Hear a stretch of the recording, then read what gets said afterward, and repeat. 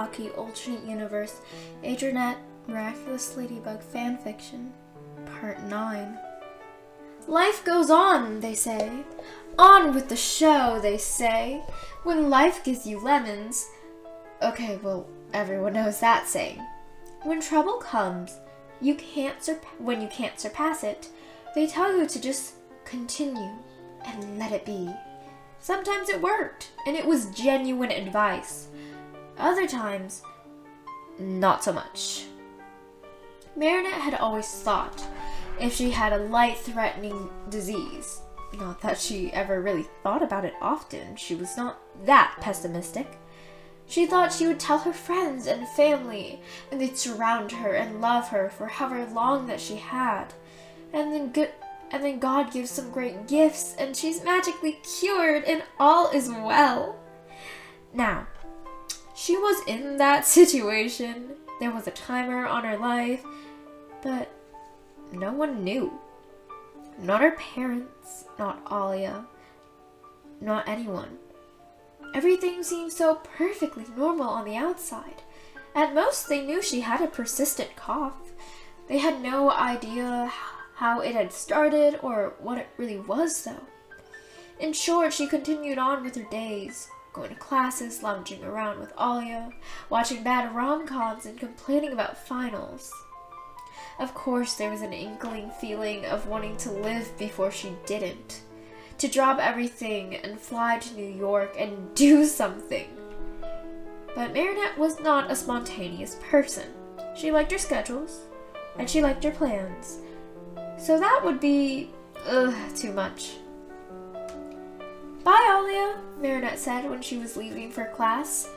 There was an odd sense of normalcy for her, which was strange because the moment that flower started growing inside her body, her life was anything but normal. It was more so leaving for university classes and waving goodbye to her best friend was so ingrained in her. It was going to be so strange when it all changed. Not that she would be around to see that. Wait up! You always walk so fast. Marinette turned slightly to see Adrien jogging up to her. You have longer legs than me, she teased when he fell into step with her. You should be able to catch up, she said. He whined in a very adorable way. Marinette felt the flower move its way up in her throat. In some sick, twisted way. That was normal, too. It became normal for Marinette to excuse herself from a gathering to cough up flower petals in the bathroom. She had to quiet the screams of pain from large chunks moving through her chest, lungs, and throat. Occasionally, someone would question her, but she'd brush it off. Oh, I'm fine, she promised them. Everything is all good, she would tell them, even though it was all but that. There were certain times Marinette had to hold in flowers. They would hold off for maybe 20 minutes max, but there came a time where she couldn't take it and almost had to run to the nearest restroom. When she came back, she was met with the concerned faces of Alia and Adrien. They were the most skeptical of everyone. The former lived with her, so that made sense, but Adrien? Marinette honestly wished he'd stayed oblivious to everything around him. Whenever he smiled at her or did something that was even close to being more than platonic, her stupid heart, which, had caused the problem in the first place, would swell up with happiness while the flower next to it would swell in size and pain. Ouch, to say the least. The taste of flowers and metallic blood lingered in her mouth at all times. It was unsettling, but Marinette had grown used to it. Despite what fancy restaurants served, flower petals and roses didn't taste sweet and fresh and floral. There was a harsh, bitter note dancing evilly on her taste buds.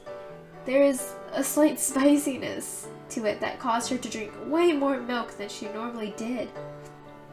It was some twisted joke of, oh, haha, you think heartbreak hurts? Now here's some fire in your mouth if the flowers weren't bad enough. On the occasion when Marinette had bitten her lip too hard and had broken through the skin, she was able to wipe off the red liquids spilling and it would subside. Now, it was a very different situation. Now she could practically describe it in a way a trained chef would do to create a Now she could practically describe it in a way a trained chef would describe a steak. Oh, yes, yes. And it has a very bright metal flavor. You'll get this wonderfully sick feeling in your stomach because there's blood in your mouth. And the mouthfeel is slick and thin, but it can also get gooey if left alone. The vampires of the world should really call her up and hire her. Marinette hated that this was her life. But there was nothing she could do about it. There was nothing she could really do about the sleepless nights spent next to the toilet, coughing and ejecting flowers from her body. It sucked, yes. It made no sense. That too. But it was happening, and the best cure was literally out of her hands, but next to them. Genuinely, it drove her crazy. More than once, Marinette had opened a window, ready to just run away to experience life before she left it. Or maybe she was gonna run to Adrienne's to profess her love for him and, the situation she was in. She never really knew what she wanted or what she was doing until the wind bit her face and the revelation that her window was indeed open hit her. It really felt like life was passing her by. Like Marinette was going to spend more time talking about life after graduating with friends than she was going to actually experience. Actually, that was true. Marinette was talking about a future she didn't even have, so no one would be suspicious of her. Or more suspicious, really. Marinette didn't even want to continue schooling.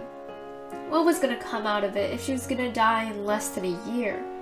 Whenever Alia wanted to try a new habit, or Rose mentioned a new diet, Marinette wanted to humorlessly laugh and ask herself, what's the point? Would it be this? If she did, everything would be the same. Everything she started would end up being meaningless. Okay, perhaps this was a dark overview of life. Marinette was more than happy that she at least could spend her days with her friends and not in a hospital. Sure, Hanahaki meant her impending doom, but it also meant that she could still go to a theme park if she really wanted to. It meant she could stay around her friends. And other than coughing and the ending of her dying, it wasn't so bad. Or at least that's what Marinette liked to tell herself. Staying positive was a must.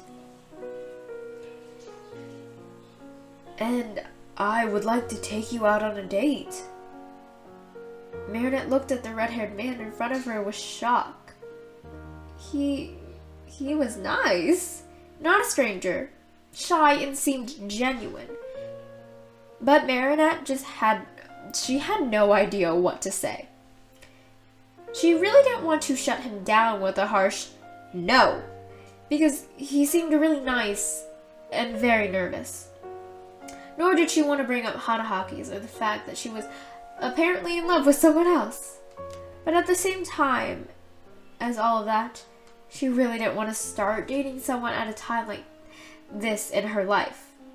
Eventually, she was going to pass away because of her feelings for another person, and it would be messy for everyone. Well, Marinette said awkwardly, catching Alia's very enthusiastic eye. I don't know if I'm in the right headspace for a relationship right now. You seem really nice, though. I really want to say yes, but I just don't think I want to pull you in my life the way it is right now. It just might end up hurting you too, and I don't want that, she said. He, Nathaniel, as he had introduced himself, seemed to deflate a bit at that. But she will take the number, Alia's loud voice cried behind them. He looked back at Marinette for confirmation, and she gave a small nod. I'm pretty patient. Take as much time as you need, Nathaniel said with a small smile. He handed her a ripped corner of the paper that had his number scribbled on it. Marinette sent him a smile, but inwardly panicked. She didn't want him to wait on her. Waiting on a soon-to-be-dead girl. Not a good move. God, her inner thoughts were getting morbid. But what else was she gonna do? Humor was a coping mechanism, good or bad. She needed to accept it, and this was the way to do so. Seriously, girl? Alia said with a sigh. Going out with a nice, sweet guy is great for getting over crushes. Marinette wanted to mumble that it was more than a crush, and she literally had proof, but refrained. I know, I don't want to lead him on if I like someone else. I'm not sure how easy it will be to get over. I don't know how easy it will be to get over Adrien. It's annoying that I still like him. She relished in the feeling of finally being able to admit her feelings to her best friend, even if in a different circumstance than she was hoping for. Alia sighed. Yeah, I don't want to push you too hard, but I also don't like seeing that forced smile of yours whenever Adrien brings up that girl. Maybe one date with the boy, just for the feel of it. You're not lying to him. You've told him the situation and he's okay with it. Let yourself look around, Alia told her kindly. Marinette nodded. Her throat was dry and unable to say what she was, and was unable to say exactly why she wasn't going to do that. I'll think about it, she said lightly. Alia narrowed her eyes. Yes. Yes, you will. Marinette and Alia made their way back home, with Nino and Adrien in tow as per usual. The boys hadn't noticed Nathaniel talking to Marinette and had no questions for her, which she very much preferred. I'm gonna take a shower and maybe take a nap. I'm pretty tired, Marinette told them. They nodded. She turned away to go to her room, grabbing sweatpants and a t-shirt. Her jeans and blouse was anything but comfortable to sleep in. Marinette? Her eyes widened.